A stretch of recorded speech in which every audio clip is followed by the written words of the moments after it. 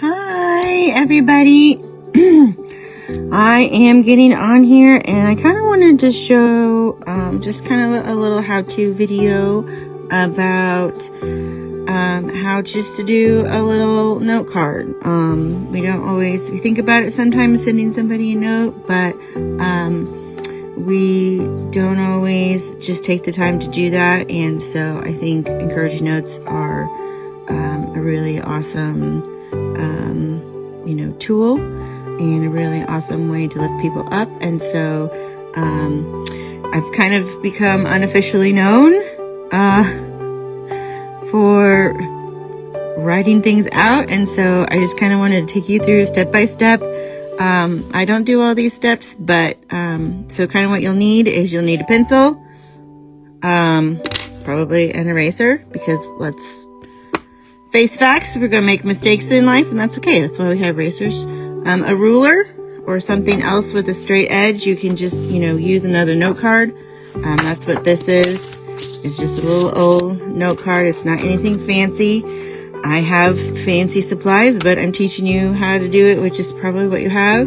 And then some sort of marker or crayon or something to color with. I'm going to use good old-fashioned Crayola ones. I have fancy ones. And guess what? These are Crayola brand too, so they're honestly not that fancy. But these are two-sided ones, and I'll kind of show you a little bit about those.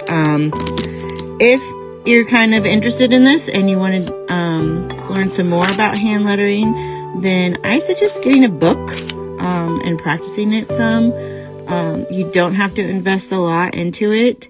I found this book. They call it Crayolography.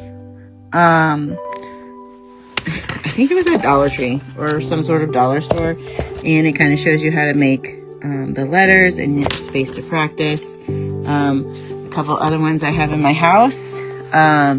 This one's Modern and Hand Calligraphy for Kids. This one says Handwriting and Modern Calligraphy for Kids. And one of the reasons I like having these in my house is because it just kind of shows me. It has space to practice if you want to practice, but just kind of different letters to make, because sometimes that's, hard to think about the different kinds of letters to make, because they just kind of get stuck in writing the same ones all the time. And so you can learn all about the different kinds of fonts, serif, sans serif, scripty font. If you hear little click, click, click, click sounds, that is my dog. She decided to come down here, and she might be click, click, clicking around on the floor. So before we start, and it's something that you need to think about, but you don't always think about, is where you're not going to have things, or the margins. And so I'm just going to use my ruler, and I'm going to draw some little margins all the way around. Hopefully you can see that. I'm going to do it again. I'm going to draw darker than I normally would, just so you can see it a little bit better. That's probably better for you. An old little saying that I learned was draw light until you know it's right. And so, because really with anything, you don't want your picture or your image to go all the way to the edge. Usually. Sometimes we break the edge, and that can be interesting when you're doing some art. Okay, so I have it on 3 sides. It's all the same, but I'm going to kind of show you a trick on the 4th side. So I did about 3/4 inch. I'm going to do a full inch on the bottom side. That's something you might not even know that is done. Like when people frame things or mat things, but they leave the bottom edge a little bit thicker, and probably looking at it with your eye, you don't even really see that it's thicker. But if I left it the same as everything else, it would look thin. And so when you weight the bottom, it gives it that weight stability, so it just helps your eye do it. Now, we're not going to get real fancy with our word today. I had lots of thoughts about, what word should I speak over the people? And we're just going to start with thanks. And I have another little note card over here. So when you're writing, especially when you're not doing it, you can have a little note card to the side to practice on. So, and this is also something I have to do, is even when I'm working on the chalkboard, is I have to write out what I want to say first, because really this is not like writing. This is just drawing shapes and curves, and you happen to be putting them together to look like letters. So it doesn't really have anything to do with handwriting or anything. But spelling is important, and you'd be amazed how many times I misspell things and have to erase them and do it again because I'm not thinking about it as a word. So things has 6 letters, so I'm just going to kind of break this into about, and I can use my ruler and get real precise if I want to, 6 shapes. 1, 2, 3, 4, 5, 6. I don't have to stay within these lines. That's just kind of what my brain visually sees. I know for my T, I'm going to make it bigger. Then, and you can do all lowercase. You can do, a capital letter. I'm going to kind of make a little swoopy top to my T that's going to go over a lot of my letters, and then just kind of come down and make a little tail kind of down here. And this is also something, if you're one of those people who never learned how to do cursive, maybe you should go back and right now I'm not doing the full letter, I'm just kind of doing a line to guide me. So and so I'm going to swoop up with my H, kind of make a little tail. I'm going to go middle school on you and do a funky old style A. And then I'll have a little N. If you notice, I'm starting to let my word sort of drift up. And see, I don't like how far away that is. I know I got to fit a K and an S in there, and I kind of went a little far. So guess what? I erased it. We'll do it again. And have my N a little bit thinner this time. Okay. And I'm going to do a K.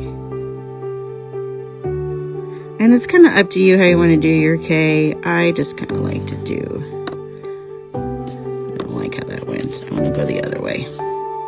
Swoopy up this way.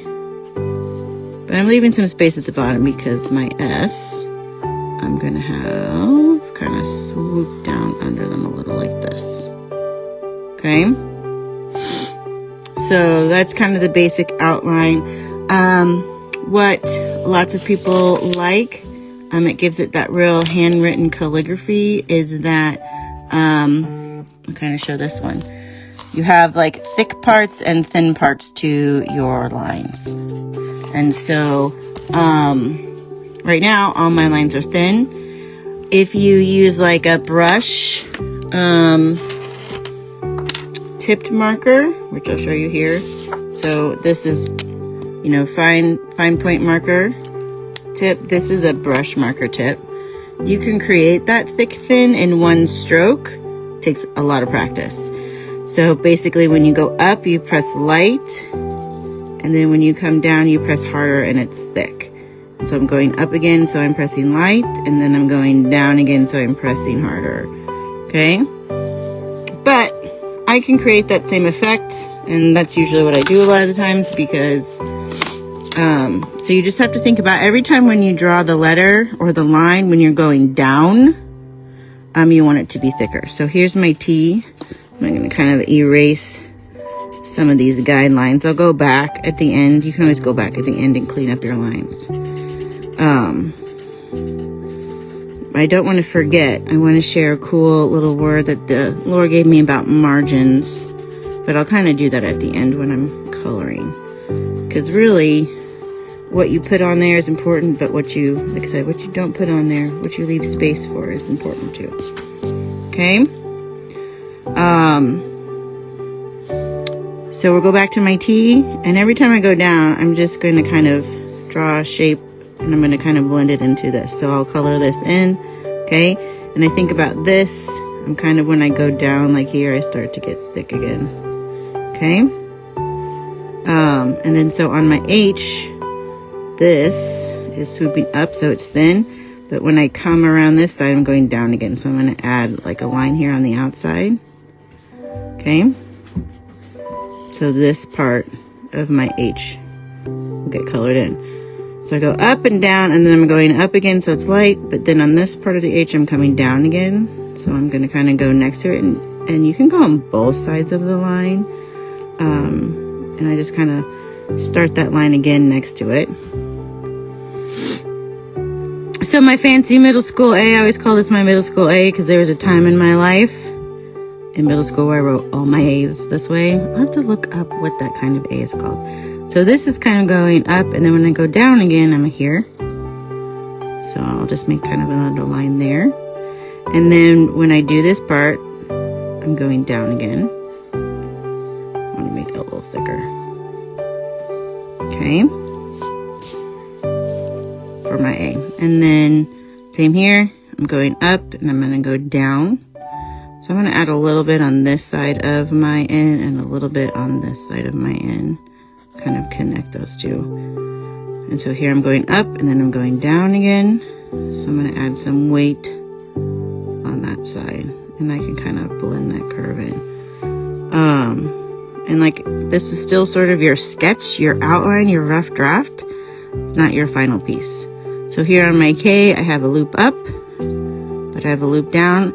I don't have a whole lot of space here, so I'm going to kind of extend this out, and I'm going to make my thick part of my line on this side a little bit more.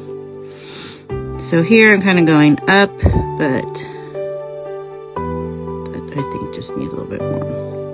And here I'm going down again, so I'm going to make that really thick here. And S's are fun because S's go up, down, and around. So I start going down. I'm going to go thick over here, but then I'm going to go thick on this side. And then this is where I'm not really going up or down, so I'm thin, but when I come back over here, I'm kind of going down again. And so I'm going to leave a little tail there. Okay? Real simple, real easy. Thanks. Okay? And then I'm going to kind of color it in here for you. I'm going to go ahead and erase my margins. I can use my pencil, or when I have a lot of erasing to do, a separate eraser is good. So what I was really thinking about, I kind of had this little video idea, and I've been thinking about it for a while. And so one night, I woke up at 3 a.m. and couldn't get back to sleep. I was thinking about, anybody else have a 3 a.m. brain that likes to start brainstorming and thinking and working out all your things of the day? I kind of get that sometimes. And so I was thinking about things, and I was kind of like making this video in my head and thinking about what I would say, what I would make, and, you know, just talking about life, because I think everything in my life can be helpful to you. So right now I'm kind of in a weird place in my life. I've stepped back from a lot of the things that I have like always done at church. I'm very much a doer. I'm very much a servant. You know, if there's something at church, oh, we need help doing this, or this needs, you know, donations or volunteers, there's always a part of me that just like, me, I'll help, I can do it. But the problem is that we were doing a lot of, my husband and I too, he kind of feels the same way. We're sort of in a similar season, and he's stepped back from things he's done at church. And we were helping in a lot of places, and it was all good. But the problem is our plate, our page was too full. We didn't leave any margins for life to happen, because really, this is your work, you know, here, your work, you fill it up, and this is your card, and that's how much, that's your capacity, you know. I can't draw anything really beyond this card that's going to be on there. And so if your work is too close to your capacity, you'd have no margins, you have no space for life. And so we really wanted to kind of step back and make some space for our lives with our boys, with each other, and honestly for the Lord, for the Spirit. I went to a conference recently, and you'll probably hear a lot me talk about that, Creative Legacy Conference. So if you don't know what that is, look it up. It's an amazing group of people, and everybody's involved has an amazing heart to pour into different kinds of creatives and songwriters, artists, dancers, entrepreneurs, anybody. And as I was thinking about this video, I'm going to start coloring as I talk. See my fancy Crayola?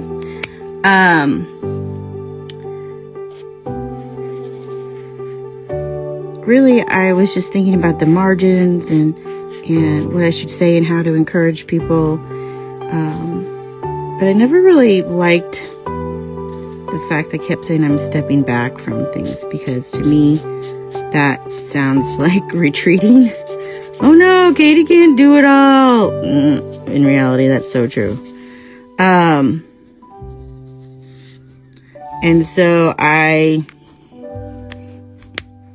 just felt the spirit in my dream or in my ponderings just say, hey, you're just creating margins for the next part of your canvas, of your life. And I really liked that a lot. And it was just like permission to, it's okay to leave margins. It's okay to make some space for stuff. And so if you hear me say that, well, what are you doing? I'm creating margins in my life. Actually, I got talking and I wasn't paying attention to what I'm doing because I wanted to switch colors there. But guess what? I can go right on top and it doesn't really matter because it was yellow and yellow is light. And it does not have to be perfect because this is not printed by a computer. It is made by hand. It is hand lettered. So I'm making my thicker areas on my downstrokes. Then I'm going to come back with my next color. I'm just doing 3 colors. And I just really loved that the spirit just kind of gave me permission. It's okay to have margins in your life. You need margins in your life. If this was all the way to the edge of the paper, it just would not look right.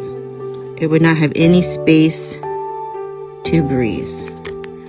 It would not have any space. My life would not have any space to grow or any space for the spirit to take over. Because Katie would be doing all the things. And Katie doesn't need to do all the things. Really, Katie just needs to take care of my family. It's my first ministry. But I don't need to solve all of the issues of the world. That's Jesus's. Jesus already came and he saved us. And he died for us. So here's my little thanks card. And I'm kind of looking at my time. I don't know if it tells me my time. I'm probably over time. I wanted to be about 15 minutes, but I think I'm closer to 20.